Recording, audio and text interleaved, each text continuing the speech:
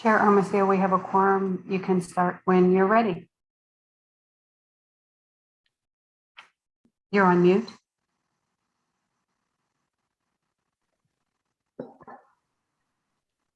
Chair, can you hear us?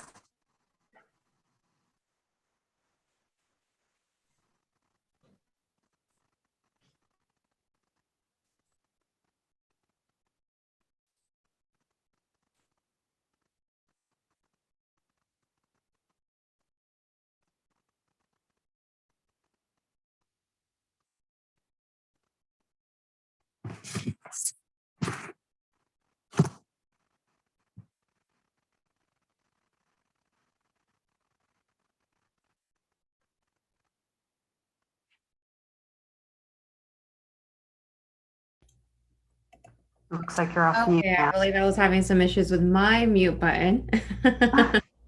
I am not sure what exactly you heard, but we are now in a quorum. This meeting of the Economic Development Committee is now called to order. As a reminder, please remember to mute your phone when you are not speaking and make sure that you are unmuted when you are. I would like to welcome Governor Stephen Rowe Lewis from the Gila River Indian Community as Vice Chair of the EDC. I would also like to welcome a few new members to the committee. We have Vice Mayor Don Oliphant from the town of Queen Creek, Council Member Ann O'Brien from the city of Phoenix. We have Mike Markham Jr. from Markham Contracting and Mike Cowley from Cowley Companies. And also on the Greater Phoenix Leadership Economic Task Force. We are so excited to have you join and looking forward to your participation. So thank you so much for being a part of our team. All right, next we have call to the audience. Members of the public were asked to submit written comments related to this meeting through the MAG website. Comments may be sent at any time leading up to the meeting, but must be received at least 1 hour prior to the posted start time for the meeting. This is the opportunity for the public to comment on items that fall under MAG's jurisdiction that are not on the agenda, or that are on the agenda for discussion and not for action.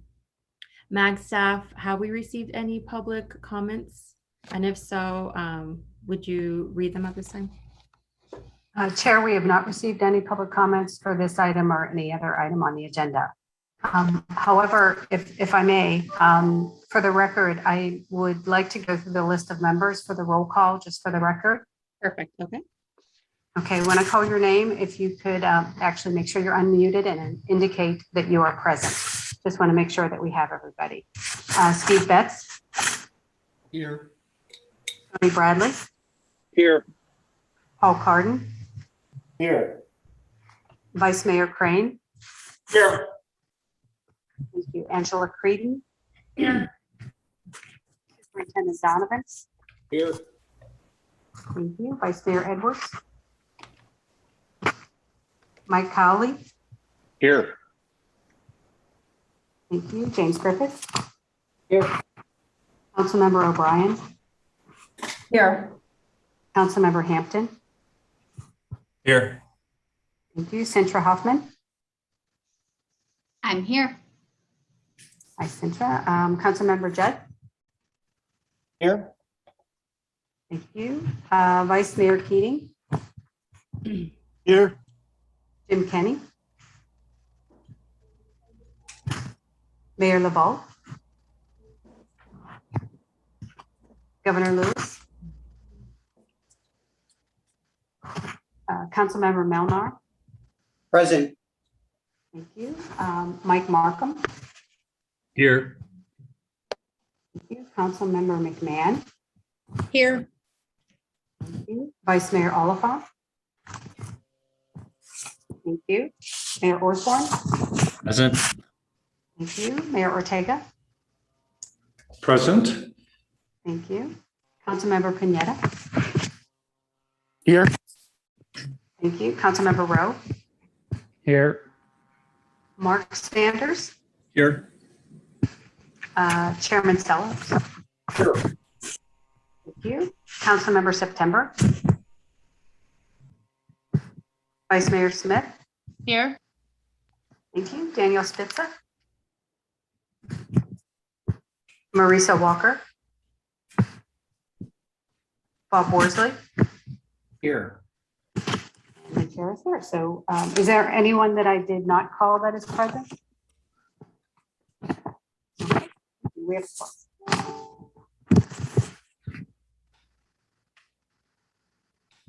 Alrighty, our next item is approval of the June 1st, 2021 meeting minutes. Does any member of the EDC have questions or comments on the minutes? I'd make a motion to approve. Second. Okay, so we have a motion and a first and a second. The first motion, who was that made by? Steve Betts. Steve Betts, okay, and then we have a second motion by was that Ortega. Yes. Alrighty, we have a first motion by Steve Betts, a second motion by Mayor Ortega. All those who approve will say aye, and I believe we will take a roll call vote. And members joining by phone only, please remember to press number 6 to unmute. Denise, I'll hand it over to you. Thank you, Chair. Please indicate how you vote when I call your name. Steve Betts, Yes. Tony Bradley, Aye. Paul Carden, Vice Mayor Crane, Aye. Angela Frieden, Yes. Superintendent Donovan, Yes. Vice Mayor Edwards, Mike Howley, Yes. James Griffiths, Yes. Councilmember O'Brien, Yes. Councilmember Hampton, Yes. Senator Hoffman,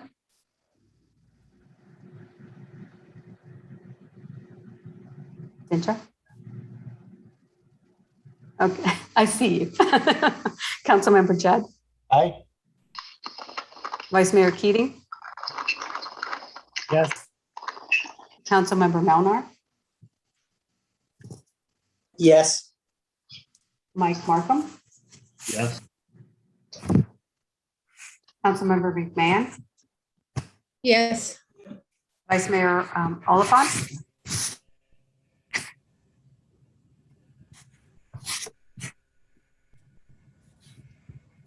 Vice Mayor Oliphant,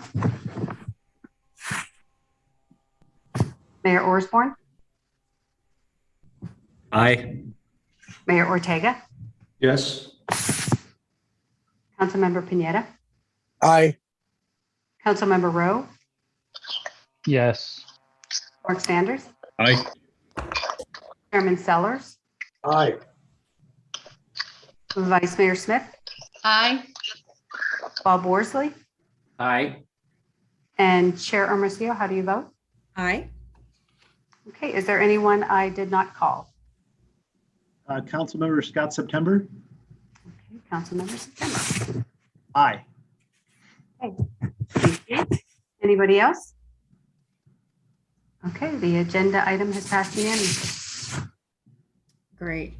All right, moving on to the next item on the agenda, which is doing business in the Greater Phoenix region.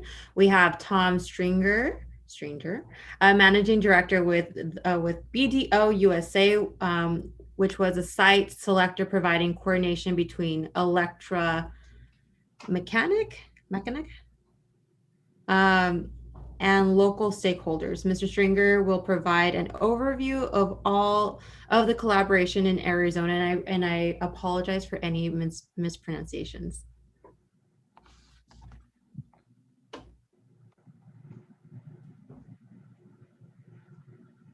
I saw Tom Hopefully on. that's unmuted and you guys can hear me. Yes, we can hear you now, Tom. Great. And thank you guys for the invitation. Happy to speak. It's nice to see so many people that I've actually worked with in the Valley here before.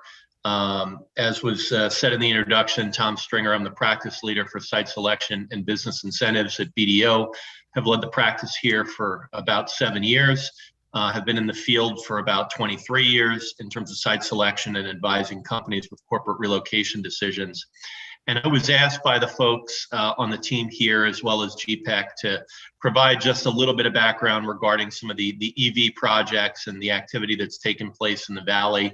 And I'm certainly happy to give a history and to really answer any questions maybe that the audience may have regarding the plethora of EV activity that's taken place in the region, and maybe to understand a little bit of the why, and then what the members of this community and organization can do to kind of continue to foster that. Because like any industry, success, I hate to say this, is kind of fleeting unless people continue to work at it and keep on it. So hopefully you'll take away a few points that I've seen in the 5 years I've been doing EV in the Valley, quite frankly, even though it's really only made news in the last 2. I have represented Electromechanica with a project recently in Mesa that's going to create about 500 jobs in automotive assembly in the EV space. Prior to that, we helped probably establish the cluster for EV down in Coolidge with the Nikola Motors facility that's being built, and the trucks that are being produced right now. That's going to be about 1 million square feet when topped out and employ over 2,000 people. And I think they're close to being almost a third of the way to their goal at present down in Coolidge. The story kind of begins about 5 or 6 years ago when Tesla was still struggling. People don't realize that, but for 10 years, Tesla burned cash. In the last 3 years, we seem to have forgotten based on how successful they've become, which has really been great news. But the EV industry had been in its infancy about 5 or 6 years ago, with a lot of startups that were looking to kind of leverage off some of the success that Tesla had had. The legacy automakers, while they were invested in it, weren't investing in it significantly. And I think they were waiting to see what the market would do. So you had some outliers and some pioneers: Lucid Motors, Faraday Futures, which has had a series of ups and downs like a lot of the EV players. Nikola Motors, again, some ups and downs, but has certainly come through from a delivery standpoint. And probably a half dozen other really solid companies that have been out in the market in the last couple of years looking. One of the reasons we first looked at Arizona, quite frankly, was proximity to California. Wasn't anything special or different other than that. And also proximity to supply chains for automotive manufacturers in Mexico. So those were 2 big draws to the state of Arizona. I think we can also thank California for fumbling at the 1 and 2 yard lines. Don't ever underestimate the power of somebody fumbling the ball when it's super important. Just as Tesla was about to turn a big profit and it looked like EV was going to really be established, California continued its sort of over-regulatory posturing with preventing companies from doing roadway testing. Was more so in the autonomous case, but companies like Tesla wanted to do some roadway testing. And the Ducey administration, to its credit, enacted some good policies very quickly and kind of jumped to the forefront and said, hey, take those trucks off the flatbeds and start testing them on Arizona roads. And I think while that seemed probably unique a couple of years ago, it was really kind of a seminal move, quite frankly, because it got the attention of a lot of folks in the space like myself who are looking for a clean slate, if you will.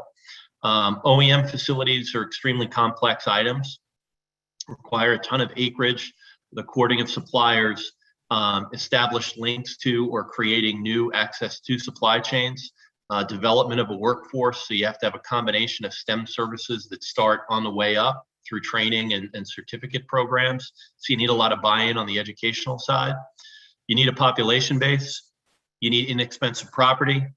You need costs that can be controlled with some cost certainty. Certainly incentives comes into play on that. And you need an administration that's willing to do that. Building these clusters is extremely hard. And we were frankly grateful and excited by the fact that we had that and found that in the Ducey administration. And I would tell you that my experience now 6 years into the process between Nikola and Electromechanica here in the Valley, I think it's probably fair to say that you guys have probably the most successful Secretary of Commerce in the country, in Sandra Watson, someone who has really shaped the ACA into something that is unusual, an effective and lean state organization. You can't find that in many places of the country, but her group is extraordinarily business responsive while still conducting thorough due diligence, which is something that's unique. And I think you also probably have the best regional economic development group in the country in terms of the team that Chris and Brad have established at Hvac. So when you put the two of them together with some effective policy changes, you really got some people's attention.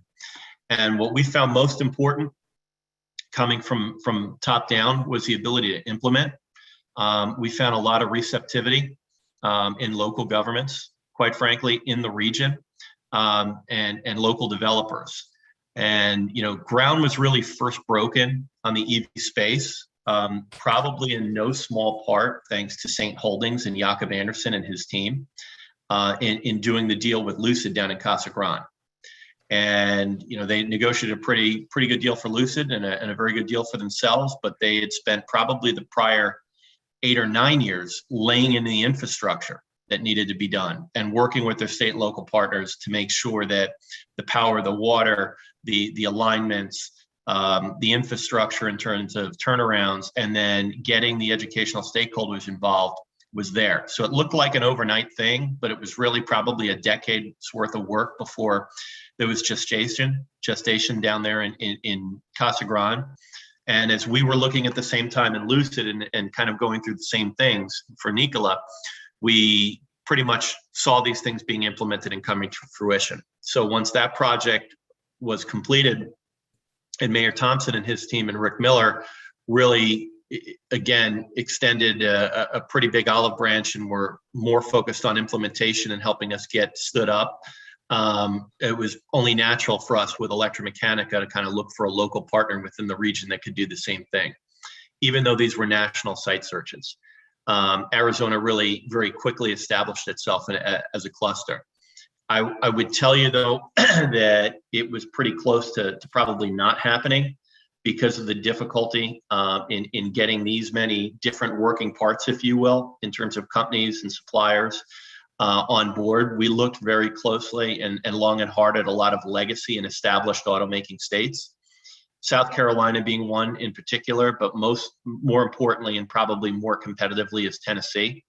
And if you look at what Tennessee has done in the last 3 or 4 years, as Arizona's created a room for a lot of new folks, Tennessee's really focused on the electrification of its legacy automakers. Volkswagen and GM have both announced significant electrification overhauls that between Spring Hill, which is south of Nashville, and then Chattanooga, are going to be in the tens of billions of dollars in terms of retooling and new investment in those facilities. So 2 different states, 2 different paths, both quite frankly, wildly successful. And it probably worked out really for the best for both. One has a long track record with certain automakers and has those legacy skill sets. One sat on the doorstep of a state that was fumbling and and said, hey, look at us, we'll pick up the ball and we'll start running with it. And Arizona's really done an exceptional job. So I would tell you that the success of the state really, and the certain localities really is predicated on the success of the state and the success of the regional marketing. The fact that a lot of people are attracted to move here with certain skill sets, and that it's what I call a state with no barriers to entry. Probably many of you that are on this call right now live somewhere else and move to Arizona, and it's very easy to get involved in both business and government at a pretty high level with a lot of ongoing access. And one thing a lot of these companies in the startup space need, quite frankly, is handholding. And that's something that local communities can do and can do very well and differentiate themselves. Right? We all want to win things for the region, but truthfully, I know elected officials cold. I've been working with them for 25 years. You all want it for yourself, and that's okay. I think that's fine, because even the inter-region competition a little bit can be helpful. I know folks don't like to talk about it when it comes to incentives, but that is something that's important and actually critical. And I would tell you that that case that had come out, I guess it was in February or March of this year, regarding incentives and what localities can do.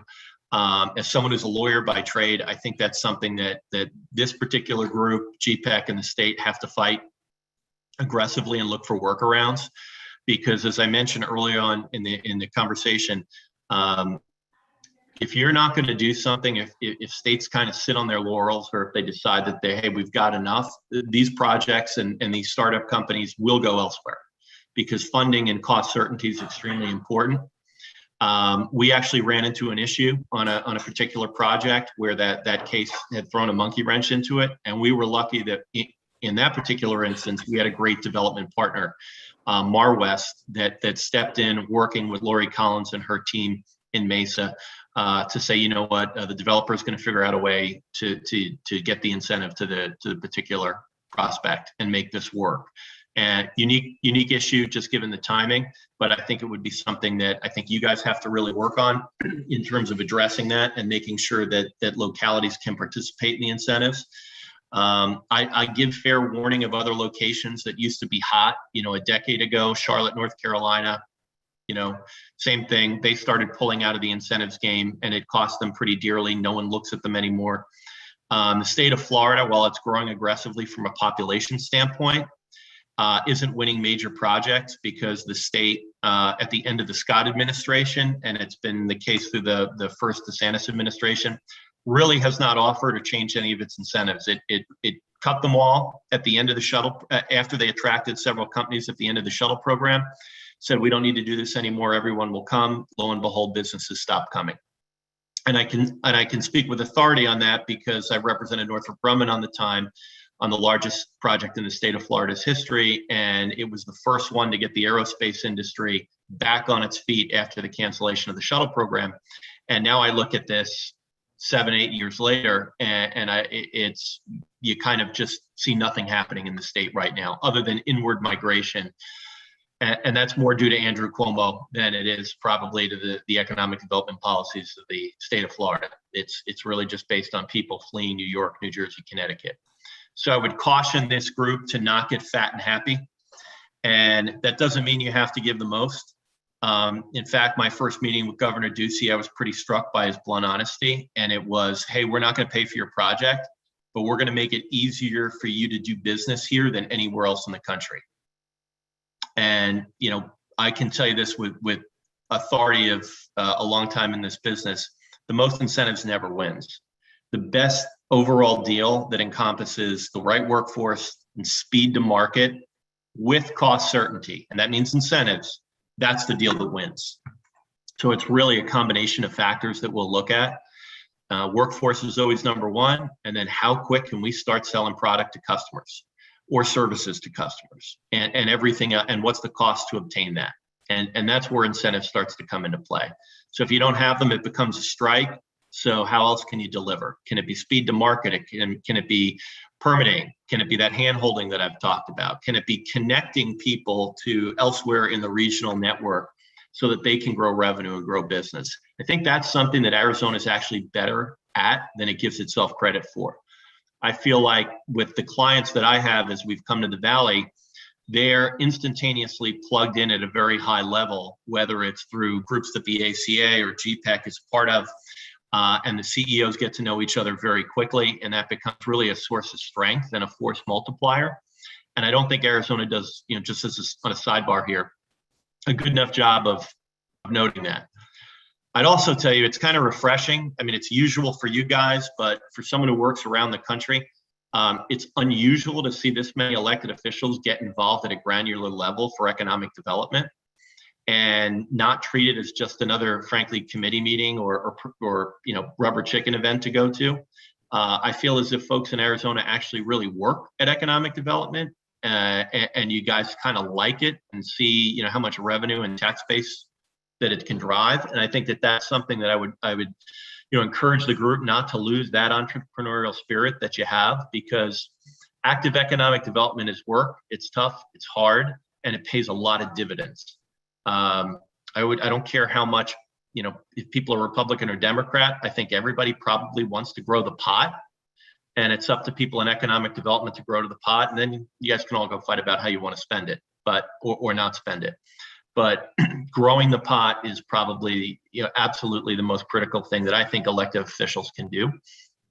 And you do have other states that kind of get that philosophy and have deployed it and employed it pretty regularly.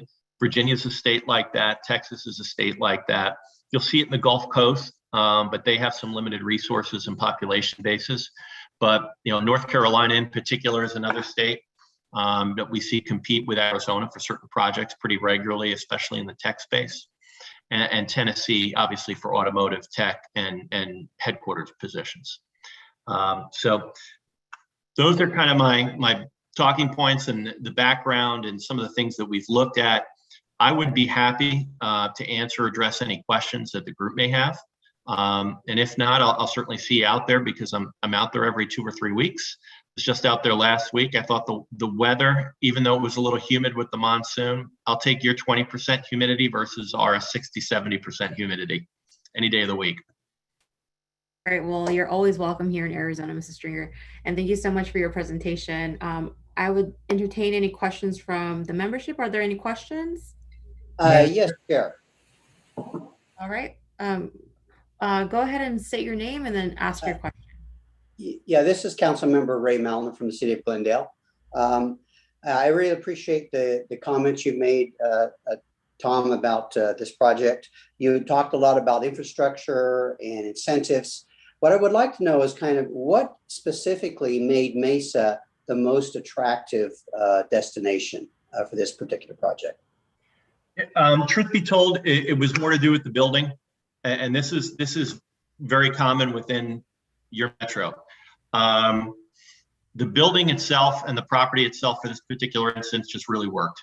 And we had a really good building partner. We had a really good economic development contact at the local level. So the way I would think about it for you guys is to really be in cahoots with your development partners to make sure that they're permitted, that they have a good time frame for construction, that they can deliver product, that if there need to be changes to the site plan, those can be addressed quickly.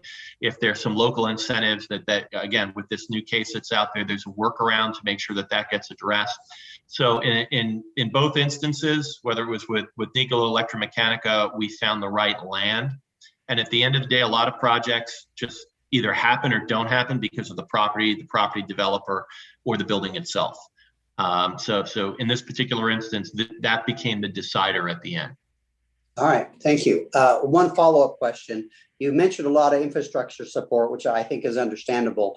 You also mentioned incentives, and you said they weren't as valuable perhaps as the whole package, but what specifically kind of incentives is this industry particularly looking for from the local government? Yeah, I think around the country, and that's a really good question, local governments derive most of their money from sales tax and property taxes of different ways. No matter how you skin the cat around the country, that's how it's done. So any kind of assistance, and you guys have that FTZ program, which reclassifies property from the 18% down to the 5% when you can qualify for the FTZ. Extremely important to us, and it's extremely important should be to all of you guys to make sure that that program continues. And frankly, I think that program should be made easier because you have some projects that could be an R&D facility with significant capital that might not qualify because they can't get that designation, and it becomes a little problematic. And I think it should be more of the ability of ACA and local governments to grant the property tax abatements than it should just rely on that FTZ designation. One of the things that I've talked to the ACA about, I've talked to GPEC about, and I know both groups are trying to work on it, is to find a way to make sure that property tax break, if you will, could be passed on in a manner other than utilizing the FTZ.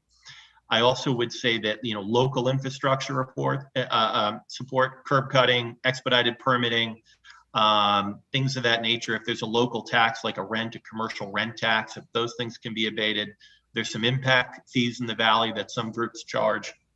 Those things should be looked at. And again, I'm not saying give away the store. Everybody needs to make money, but obtaining cost certainty on them, making sure that certain discounts can be counted on, I think are extremely valuable, especially to companies in the startup space or capital intensive companies. I think that's very informative. Madam Chair?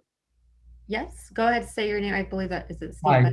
Yeah, it's Steve. So first off, Tom, thank you for the comment about FTZ and reduction in property tax. You kind of nailed it that we oftentimes try to use that legislation to square peg a round hole a project, try to fit a project within an FTZ that doesn't really fit an FTZ, and it'd be terrific if we could get some legislation that got us that property tax reduction, category reduction, in a way that doesn't have to fall within that foreign trade zone. So thank you for making that comment. I know a lot of us have looked at that.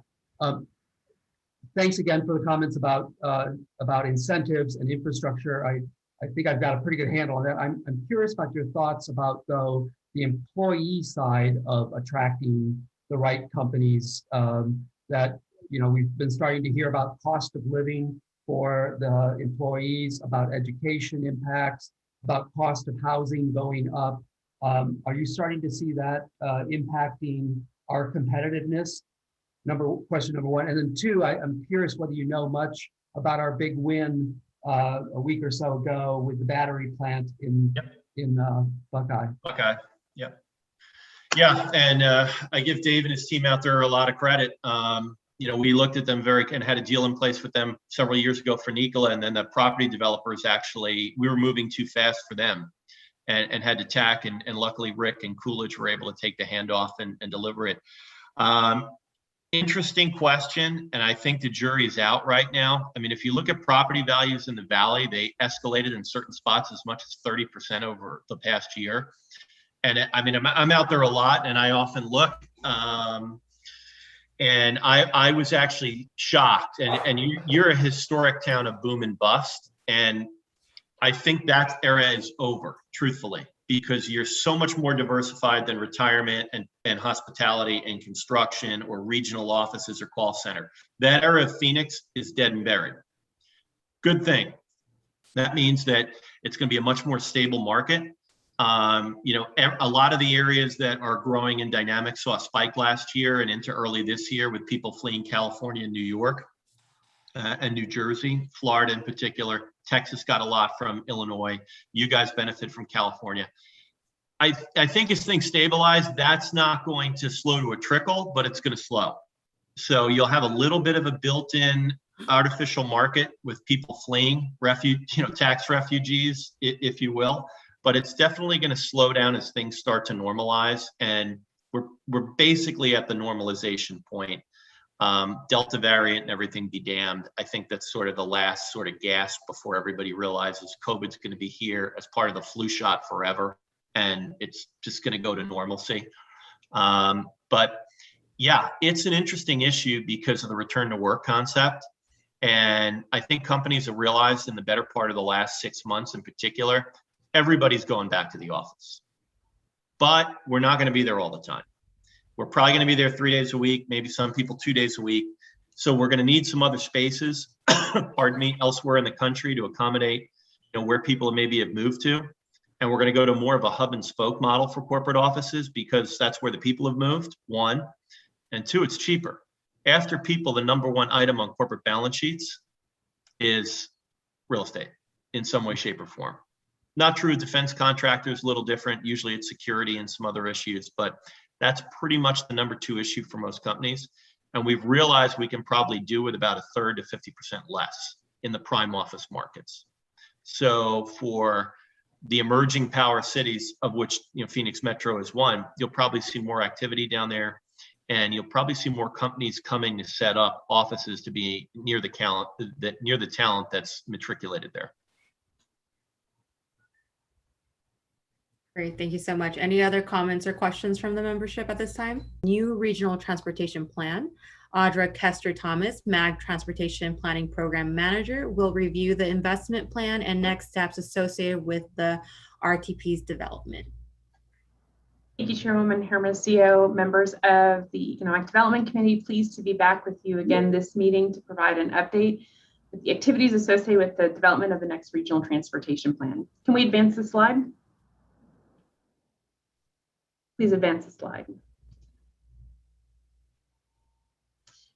Today's presentation will focus on where we left off at our last meeting, what happened out of our scenario planning process and trade-off analysis, and then to be able to deliver the exciting news that at the end of June, Transportation Policy Committee unanimously recommended and Regional Council approved an investment plan for which we will review today.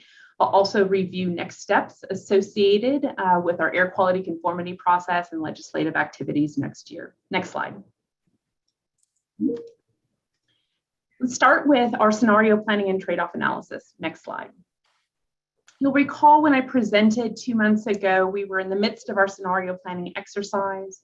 I walked through with all of you our 4 scenarios that we had developed as a way to have a decision support tool. We constructed 2 philosophies, each at 2 different funding levels of a ½ cent, a continuation of our existing sales tax, but also what else we could deliver if we increase the sales tax to 1 cent. That ultimately resulted in a total of 4 different technically sound scenarios from which to draw decisions. Next slide.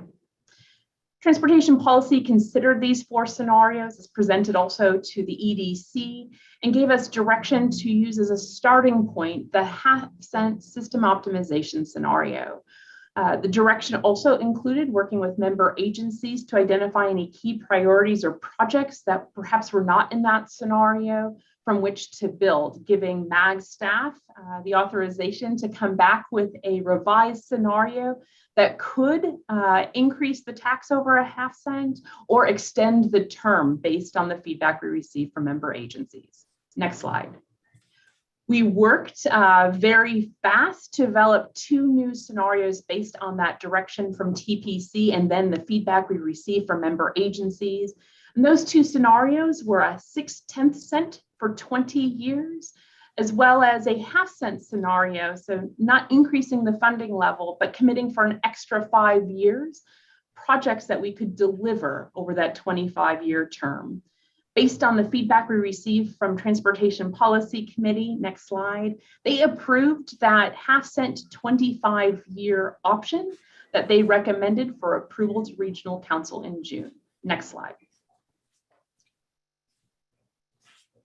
So let's talk a little bit about what is included in that investment plan. Next slide. You'll see here a total of about $36.7 billion is available to the region under this package. A ½ cent sales tax for 25 years comprises about $19.5 billion. As we discussed at our last meeting, as part of this effort, we always put all available funding resources to the region on the table when we go through this effort. You'll see the other half of funding coming through our federal formula funds, both for the highway system as well as transit dollars, that ultimately comprise that total budget of approximately $36.7 billion. Next slide. This is the projects that are included in the approved investment plan. I won't walk through each of these. There's several hundred of them in total, but I do want to highlight a couple notable of those projects.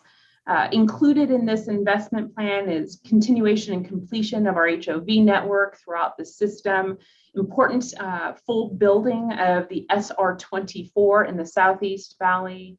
Also are the 3 segments of SR-30, a full freeway build of our center segment, as well as our eastern segment connecting into the Durango curve, as well as an interim freeway facility all the way out to State Route 85. We're excited about the important transit investments that are also included in this investment package. You'll see here, consistent with Phoenix's T2050 plan, some regional funding support for 2 important westward light rail expansions, notably on the Interstate 10, as well as an extension of light rail in and around the Camelback area to be determined by a future locally preferred alternative. We also have 2 important extensions of streetcar coming out of the city of Tempe, heading east and into the city of Mesa, as well as a new product for our region, bus rapid transit. We see this as a viable alternative for this growing region, a little less expensive than light rail, but carrying a lot of the efficiency and frequency benefits that we see in those higher capacity investments. Consistent with T2050, you see endorsement and regional support for the bus rapid transit line and a corridor on 35th Avenue, as well as a corridor on Scottsdale and Rural Road through Scottsdale, city of Tempe and Chandler, as well as a third through the city of Mesa and Chandler on Arizona Avenue and Country Club Boulevard. Next slide. You'll see some fast facts associated with this investment portfolio in front of you. A lot of our work has been focused on some of the project work, as you saw in the previous slide, but we want to make sure not to shortchange important programmatic investments for which we are continuing and quite frankly expanding as part of this investment portfolio, but perhaps haven't gotten as much of the billing associated with the work over the course of the last year. Next slide. So I wanted to spend just a few minutes focusing on some of these, which are really important to our future investment portfolio. We heard a lot of feedback from the public about the importance of bicycle and pedestrian investments, not just for safety, but the continuity of a system. We have set aside almost $1 billion, or specifically $1 billion for active transportation, not only in response to or supporting that feedback we've gotten from the public, but member agencies as well. Continuation of our air quality conformity programs to ensure that we're able to meet conformity within this region. We've expanded our arterial investment programs, notably not only to continue to support member agencies as they reimagine or reconstruct our important arterial grid network into the future, but this is exactly the kind of opportunity that we can respond in the future as needs change by having this more programmatic approach. Bus transit investment continues, but also expands. Most of you may already know that the majority of funding for our transit operations comes at the local level. There is a small amount of funding that the region does contribute towards the bus system. We've been able to increase that a little bit more. It's certainly not sufficient to flush out the system yet. We'll continue to rely on local funding to enable that, but we're excited about the nearly doubling of the regional funding amount for bus transit. We've talked a lot about the need for a flexible future and in response to innovative technologies as they occur. We've set aside funding for emerging technologies to ensure that we're a smart region long over the course of the next 20 and 30 years ahead. Continuation of important programs of ITS and safety that are hallmarks here at MAG, but also expansion of funding for both of those programs as well. And then some low-hanging fruit for us, transportation demand management, finding ways to optimize the system we've already built, especially around peak period, to help enable or reduce congestion. We see this as a real opportunity in this region and are excited about that investment. Next slide. We have updated the website, encourage you and your constituents to learn more. We will continue to rely on our website and social media footprint now to inform and educate about this investment plan for which has been approved by our regional council. Encourage you to go to our dynamic map where you can zoom in and zoom out to better learn about some of these corridor improvements. Next slide. Looking forward to our next steps. Next slide.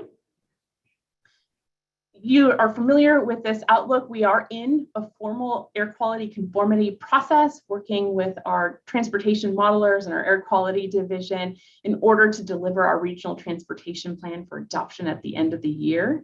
Next slide. I want to talk a little bit about more of the specifics associated with our air quality conformity process. We were given the direction to enter it in that last week with unanimous support of regional council. The months of August and September will be focused in our transportation demand model, finishing all of our coding and running the model, handing off those results for analysis with our air quality division in order to deliver a draft plan for public review. We do have a 30-day review period through the month of September and October per federal regulation. We'll come back and deliver the results of our public feedback for consideration through our policy committee starting in November for adoption, ultimately to deliver to regional council on December 1st for their consideration. Next slide. I've just often described this process as a series of sprints inside of marathon. These have been big milestones that we've reached this summer, as well as what we will by the end of this year, but our work is not yet done. We will head into 2022 for enabling legislation. By way of reminder, Maricopa County does not already have the same authority as other counties in the state of Arizona to go to a local ballot for this kind of initiative. we need to seek that approval through the state legislature. We are working concurrently on our enabling legislation strategy, bringing on our legal team to help with that as well. So while we're continuing to finalize the technical details, we're also looking at the political details ahead, confident that with these unanimous decisions and support out of TBC and regional council, will head strong into the legislative session, and when successful, bring to voters in November of 2022 an initiative for them to consider to continue the support of a half-cent sales tax for this Maricopa County for yet another 25 years. Next slide. Chairwoman, that completes my presentation. I'd certainly turn it over to Eric or Nathan if they'd have anything else to add before we open it up to any questions. Thank you, Ms. Kester-Thomas. Are there any added comments from staff before we move to questions? All right, hearing none. Are there any questions from the membership? Yes. All right, can you please state your name? This is Council Member Rowe. Great. Please ask your question.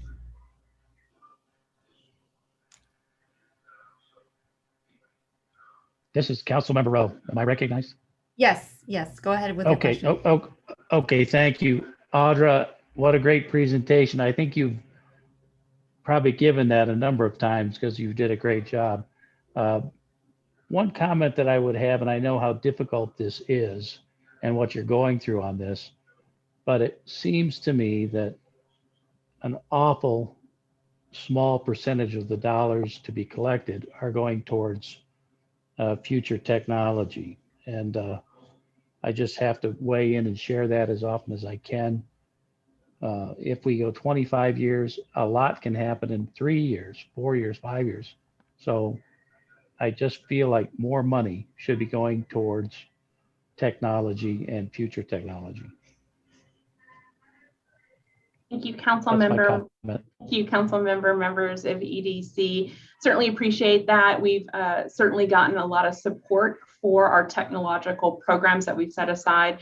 When you include ITS as well as emerging technology, we have over $1 billion set aside, but also the ability to have this more flexible future looking forward, and a strategic investment plan that if we do need to pivot into the future, a process that TPC and regional council can navigate in order to make those pivots. Appreciate your feedback.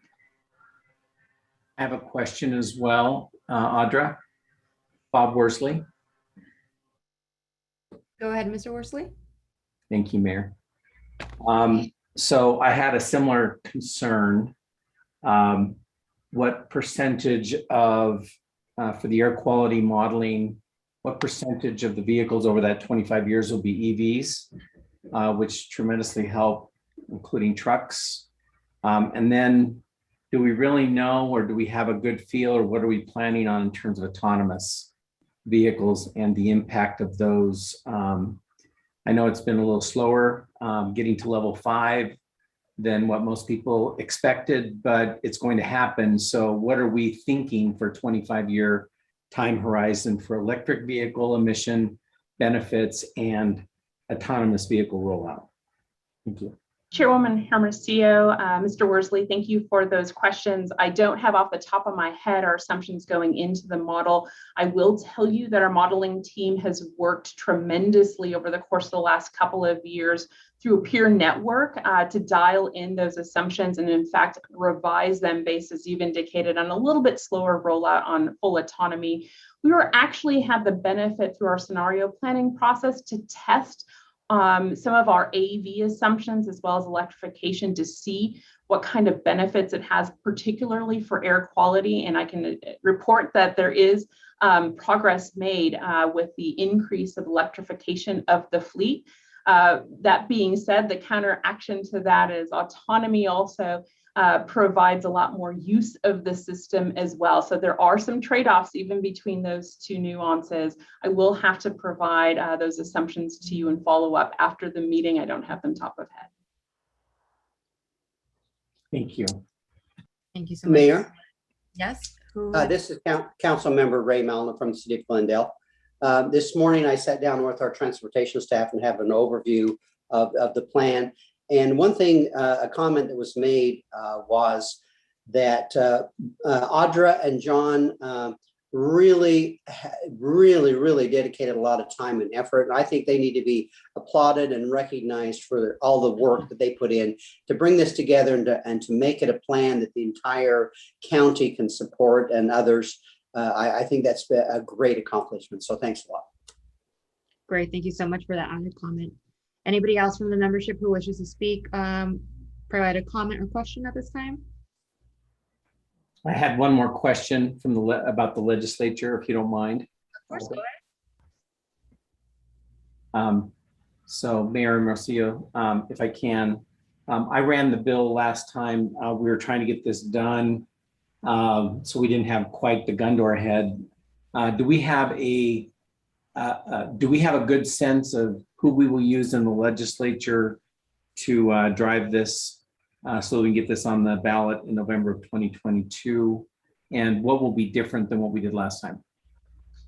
So I'm going to quickly turn to both Nathan and Eric to talk a little bit more about our legislative strategy. We are working concurrently with our team, our policy team, to be able to successfully enter enabling legislation for next year. Eric or Nathan?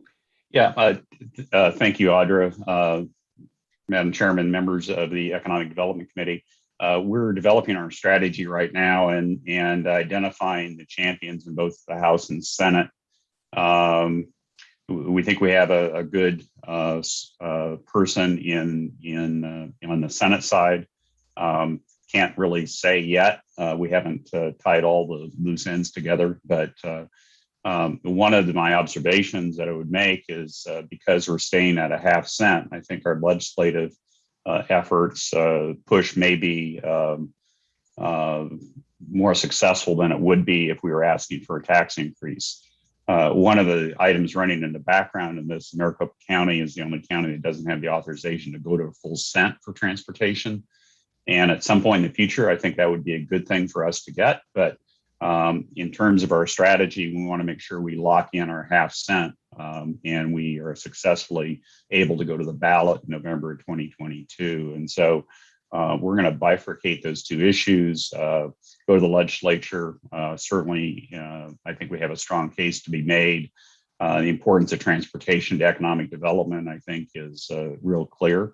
And I think it's important for the region to lock in our half cent funding as soon as we can with a successful vote in November 2022. If at some time in the future, the elected officials in this region feel it's necessary to ask the voters to go above that half cent, we can go back to the legislature and have that discussion. One of the things, just to pick up on the technical aspects on the technology side, we do think that moving forward in the future, we will have enough flexibility to move funding around and put it where it needs to be relative to that technology. People that work in this space understand the uncertainty relative to technology. Using the AV case study as a good example, I think I was certainly on the bandwagon a few years ago, thought it would happen sooner than it looks like it will today. And so we have to be a little cautious about getting too far ahead of where the market really is. On the electric vehicle electrification, I think it's clear that the fleet will become more electric powered in the future. And quite frankly, I think that might happen sooner than many people realize. The price point parity between electric vehicles and fossil fuel vehicles is rapidly closing. And so when actually one estimate was by next year, we'd be at parity. Whether it's next year or the year after, I think we're real close, combined with the great advances in battery technology. I think we're going to see a broadening market for electric vehicles. The last point I'd make too, and talk about future trends coming out of the pandemic, at least I think we're part of the way out of the pandemic. I'll leave that for others to determine, but I think we're going to see a higher level of telecommuting in the future too. I think both from an employer and employee perspective, I think the pandemic has taught us that, in fact, people can telecommute and still maintain a relatively high level of productivity. Although face-to-face communications, face-to-face meetings are quite frankly more impactful than virtual settings like we have here today. I do think that telecommuting historically has been the 6 to 8% range. We could be easily up to the 20% range in the future too. And obviously taking the pressure off our transportation system. So those are the kinds of things that we use our computer models to simulate to really understand what the impact of some of these trends might be in the future too. So we can continue to tune up the plan in the future. Thank you. Great, Mr. Anderson, thank you so much for that information. Are there any other comments or questions from membership regarding this item before we move forward? All right, hearing none, we will move forward. This item on the agenda was for information and discussion only. And so we will move forward with item 6. The next item on the agenda is a presentation from Hvac. We have Superintendent Greg Donovan will provide an overview of programs and initiatives at Hvac. Superintendent, go ahead and take it away. Thank you, Mayor, and thank you, everybody. Can you hear me okay? Yes. And could we have our slides, please? Really appreciate this opportunity to reacquaint everybody with our career technical education district system here in Arizona. And we get into this a little bit. I'm also going to have Dr. Spencer Isom take over and talk a little bit about our government and business partnerships. Very quickly, Hvac stands for Western Maricopa Education Center. It is your career and technical education district serving the greater north central and western portion of Maricopa County. We are a public school district. We are property tax driven like regular public school districts, and we are governed and follow the same regular rules and financial reporting as public school districts. A quick shout out to Glendale Councilman Ray Malnar, who was a member of our governing board at one time. Thank you for your leadership, Mr. Malnar. Next slide, please. As I said, we are all about career and technical education. For high school students, we are a portion of their day. They come to us and or stay on their regular campus taking career and technical education courses. You can see in our arrows there, we cover a plethora of career areas in preparing young people and adults. Ladies and gentlemen, don't forget, our CTED systems do have the authority to do adults, which Hvac and EVIT over in East Valley does do. So our mission is career and technical education. Next slide, please.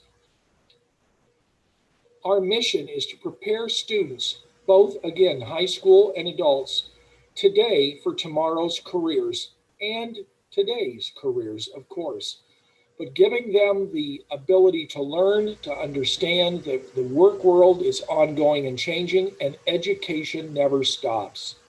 One of the myths of career and technical education is that this is for students who do not have college aspirations. I used to occasionally get the comment, well, it's so good we do something for those kids who aren't college material. And I want to relay to all of you today that over 60% of our students come through the door with higher education aspirations and understanding this is a piece, and over 90% leave us with higher and continuing education aspirations because for the first time their education and their career drive makes a lot of sense to them. Next slide, please. Our vision to empower all students to participate fully in the economy by providing this career and technical preparation.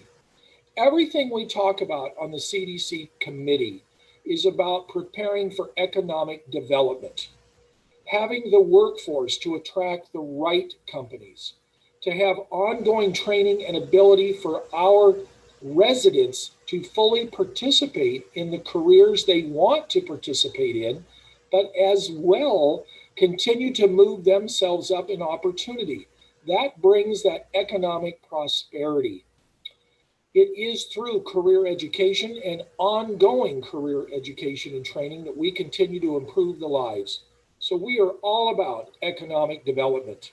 Next slide, please. Just very quickly for all of you, the CTED system, Career Technical Education District, is a statewide system. You can see very quickly here where the CTEDs are located throughout the state. We use a variety of names. You can see the orange arrows there where Maricopa, Westmec is located in Maricopa County. But I just wanted to quickly remind everybody, this is a statewide system. And is not unique to Arizona, but there are systems like this across the state. Next slide, please.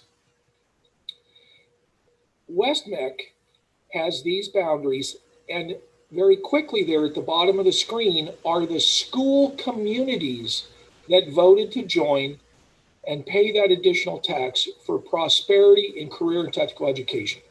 I just very quickly want to remind everybody that's with us today that any student, high school student that lives inside this boundary area, regardless of the type of high school they go to, regardless of the type, traditional, comprehensive, charter, private, parochial, online, or homeschool, can participate in Westmec or CTEDs across the state of Arizona.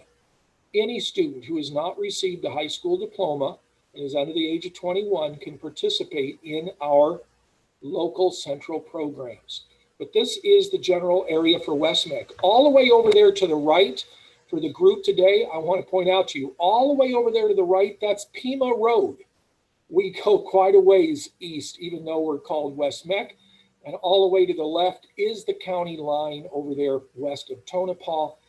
And Wickenburg, we actually extend up into Yavapai County a little bit. Next slide, please. So along with all of our partnerships and everything we do, we have 4 campuses that we have built and operate.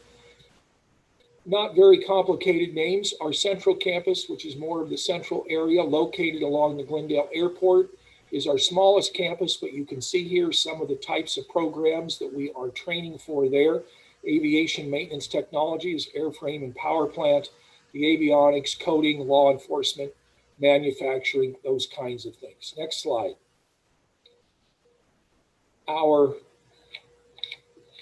Next slide, please. There we go. Northeast, a little bit bigger campus. You can see some of the things we offer there. We offer this year over 27 different types of programs for students to attend at our campuses.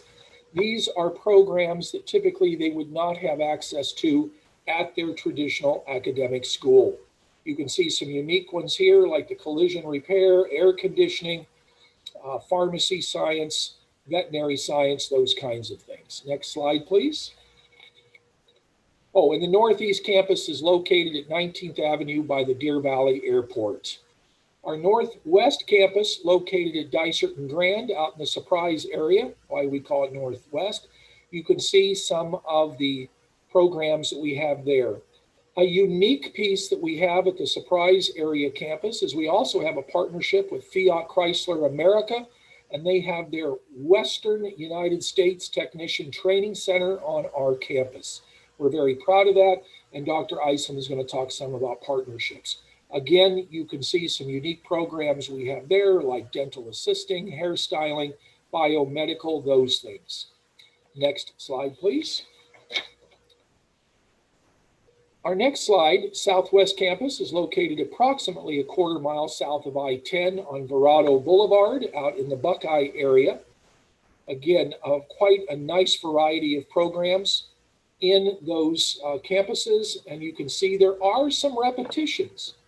But across the West Valley, there are over that we are aware of 88,000 high school students who could possibly partake in these programs. We want to make sure they're economically viable. So environmental sustainability, energy, engineering, technology are a couple of our unique programs. Again, Dr. Isom will talk about those programs and partnerships. Very, very strong campus. Next slide, please. So while we emphasized in those previous few slides high school, I want to quickly hit that we do offer adult education. We do partner with Maricopa Community Colleges, and the CTEDs across the state partner a lot with the community college system. But in the West Valley, some of the community colleges do not offer some of the things that there is an interest and employment demand.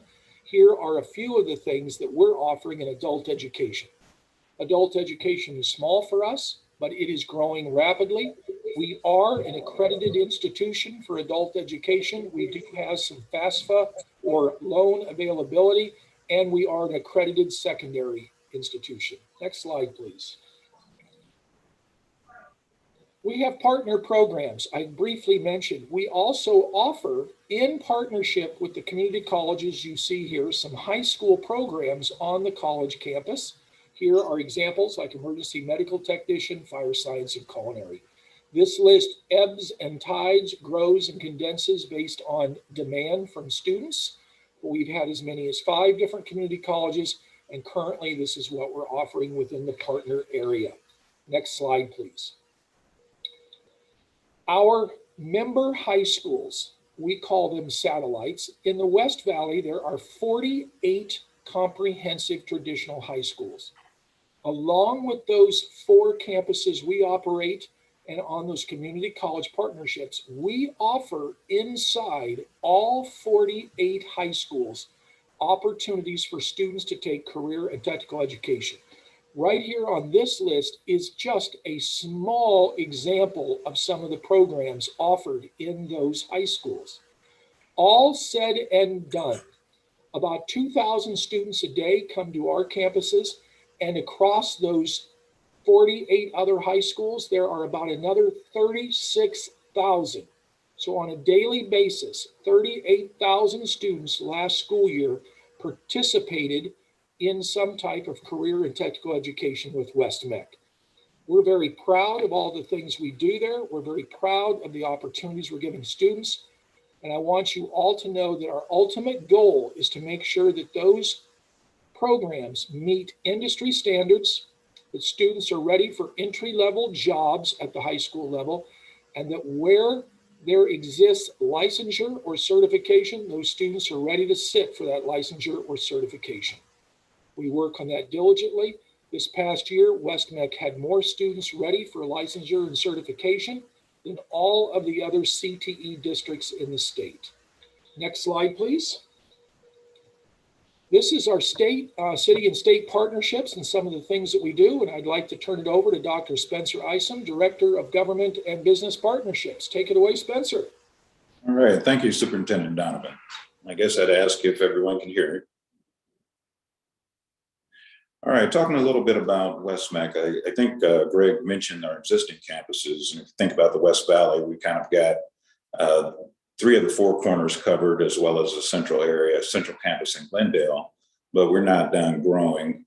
Want to congratulate District 5 in Phoenix, as well as the Tullison Avondale area, because we have secured about 30 acres of land in the Algodon Center for a 5th campus. As Superintendent Donovan mentioned, WestMech's partnerships are critical to its growth and its mission. I'll start by saying CTE is workforce development, and as we all know, workforce development is intimately tied to economic development. So I wanted to congratulate this committee on its work and the planned growth that we're experiencing throughout the valley and the state. One of our important partnerships is Westmark. Westmark is comprised of the 15 communities that make up the West Valley. I saw that Centra Hoffman, ED Director, is on the line.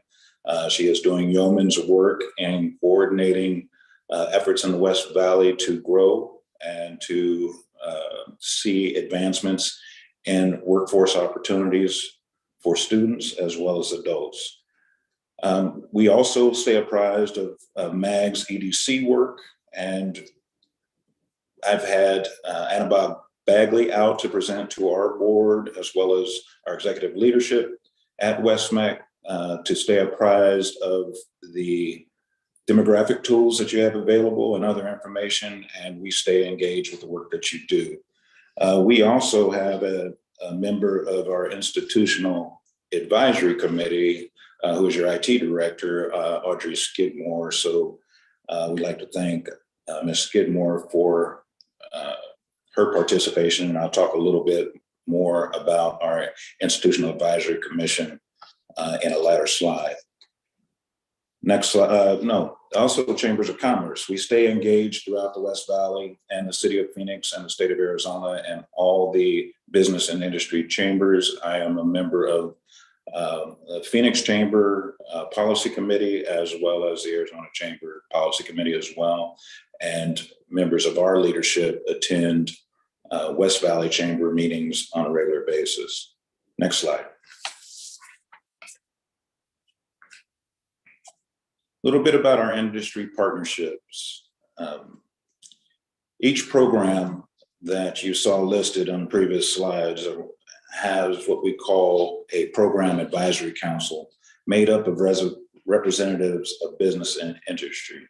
A couple of examples are our industry and technology program at our Buckeye campus in the Southwest Valley. That program is made possible by a partnership with APS and Palo Verde Nuclear Generating Facility, as well as a partnership with Australia Mountain Community College. That's a 2-year program for our students, and it prepares them for careers and existing and emerging energy fields. Another one of our partnerships I'd like to highlight is our program in HVAC and refrigeration. That program at our is made possible through an ongoing partnership with Train and other leaders in that industry field. So when you think about all the programs that you saw, think about the leaders in our industry throughout the Valley, and they're likely to have representation on one of our program advisory councils. Next slide.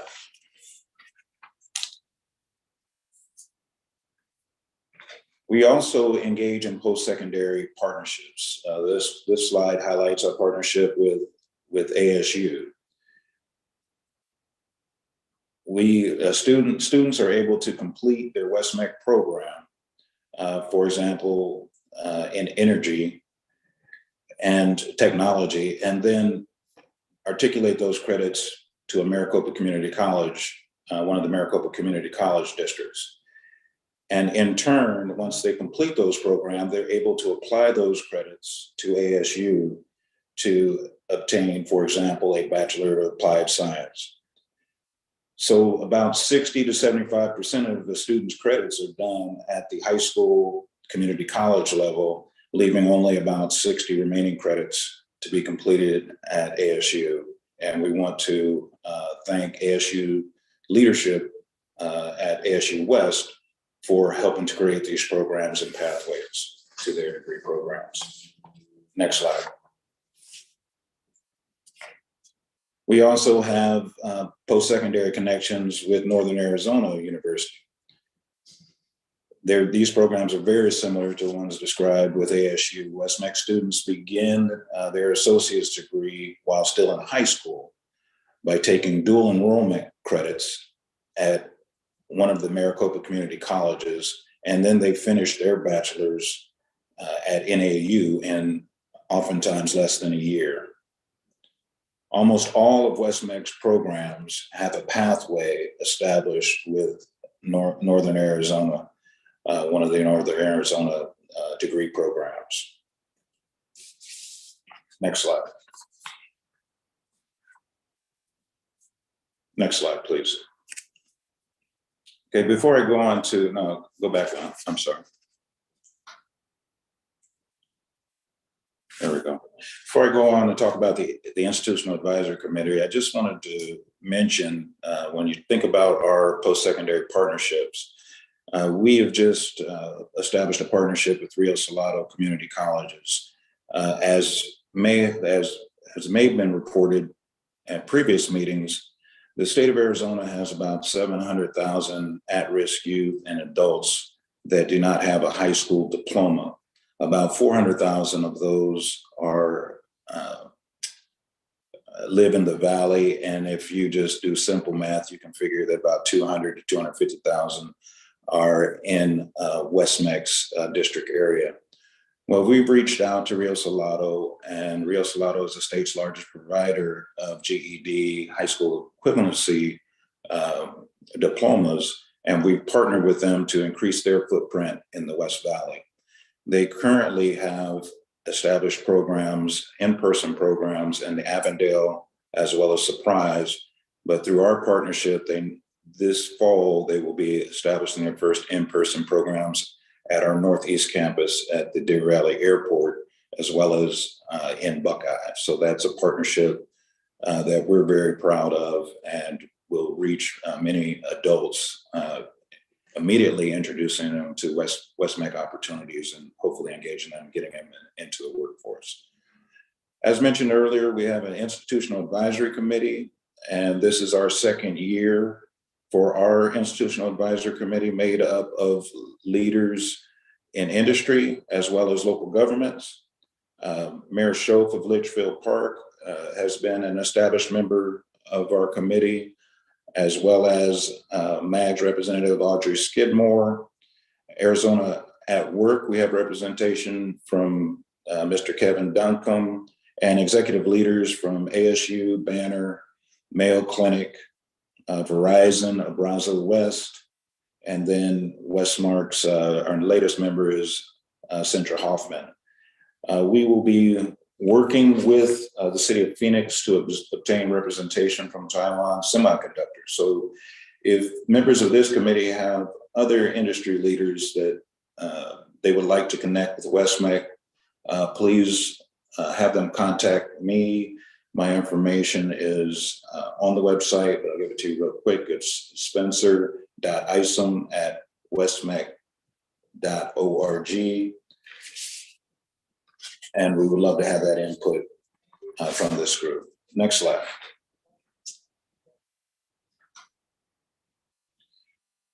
Westmac, we're aware of the work and the great works that the EDC and MAG are doing to establish our Canamex corridor and increase trade with Mexico. We welcome MAG's evaluation of innovations in CTE that are established. So we look forward to future conversations with MAG and members of the EDC to learn more about the Mexico model. And with that, I'll turn it back over to Superintendent Donovan.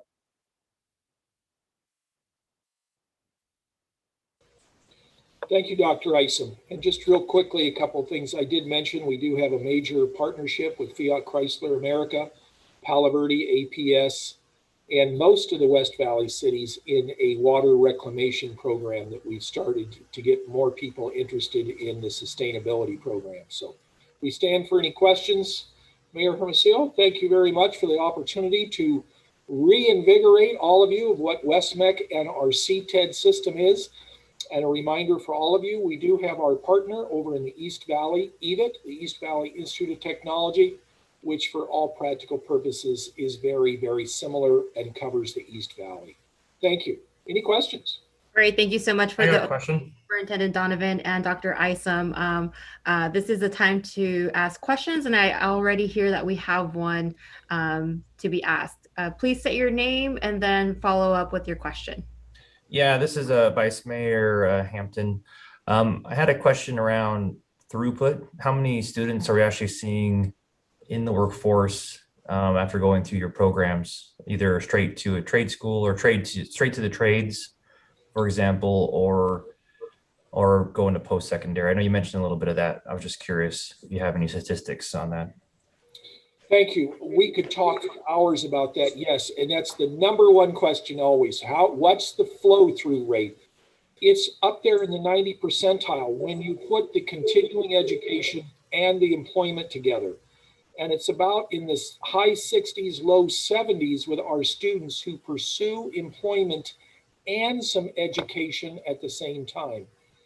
Actually, this past year, about 6% of our students went on to military service. About 1% follow immediately with some religious missionary work and come back and catch it later.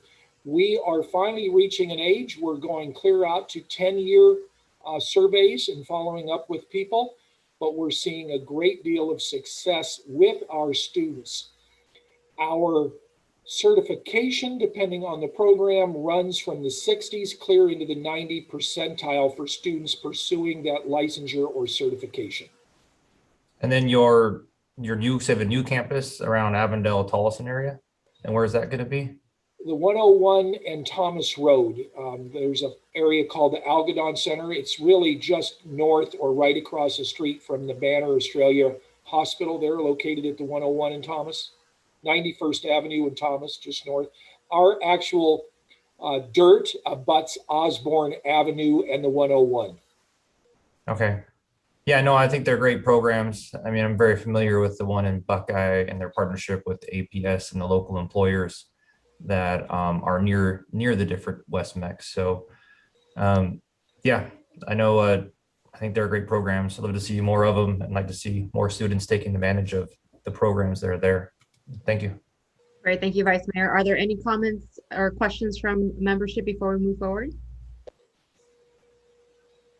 Mayor Homosale. Yes, Dr. Isa. Yes, I wanted to conclude by inviting members of the EDC to tour one of our campuses. Feel free to reach out and I'll help arrange that. But I'll tell you, you can talk career and technical education all day, but until you see one of our facilities and the good works that our teachers are doing, there's no replacement for actually coming to visit on site. So I welcome all the membership to tour one of WestMecs campuses. Great, thank you so much for the invitation. We really appreciate that. And again, thank you so much for the overview. Yes. Sorry, this is Sintra. Certainly I have a comment. WestMec has been just a tremendous partner with Westmark, like Dr. Isa mentioned. But I think, I can reflect on when they first started many years ago and how they've grown and blossomed. And I pride myself on never comparing regions, but I have to say, from what I've heard from others outside of this area, WestMec is by far the leader in the state with providing CTE and, again, expanding their footprint. And really, I think a lot of that's done through the dedication of current and former board members, much like Councilmember Malnar, but really the community leaders that really step into the organization and really work with them, because we absolutely see the benefit of growing that workforce. We heard from Tom Stringer earlier about one of the things that companies do look for is that workforce. So really having that first level pipeline with WestMec and that partnership is just, it cannot be ever understated. So I just wanted to enunciate their presentation with my compliments to them and their work. Great, thank you so much, Sintra. All right, this item is on the agenda for information and discussion only. So we will move forward with item number 7, which is request for future agenda items. Are there any requests by membership for an item on a future agenda? I see Sintra. Yes. So actually this presentation got me to think about our 5-year workforce implementation strategy for the West Valley pipeline. And we are coming up on implementing 3 years of that 5-year plan. And we're working right now with the community colleges in the West Valley to look at, and the economic development directors to really look at what does that midpoint look like, and how are those top 25 in-demand occupations, how have they changed over the last 2.5, 3 years, especially based on COVID and the changes in that environment, and more specifically, the healthcare industry. Obviously, that's been most impacted with COVID, and what does that look like today, and what do new careers look like? So I would love an opportunity. We've been doing a lot of work within the West Valley community with the leaders, with the economic development organizations and the education partners to take a look and see what those occupations look like in the future. So I think it would be a good point at the October meeting. We're going to be doing our annual update in November, but I think if we can get on the agenda either in November or the meeting after that would be great to just do an update to this committee. Great suggestion. I've noted that, and I'm sure staff has as well. Okay, are there any other requests for future agenda items? I got one as well. Okay, Vice Mayor. Yeah, Vice Mayor Hampton, maybe you just see how tourism is panning out after post pandemic and what we're looking for, projections for next year, and what we can do to increase or continue, hopefully, the resurgence of people getting out there wanting to spend more money in the next quarters or so, just to take advantage of maybe how we're different than other states, or just take advantage of, hey, it's gonna be winter here in Arizona pretty soon. It'd be really, really nice. And come to Arizona, spend your dollars. Great, thank you so much. Any other requests for future agenda items? All right, hearing none, we have noted those two suggestions and we'll make sure to provide some follow-up for a future agenda. All right, that moves our agenda to item number 8, which is comments from the committee. Are there any announcements from the membership?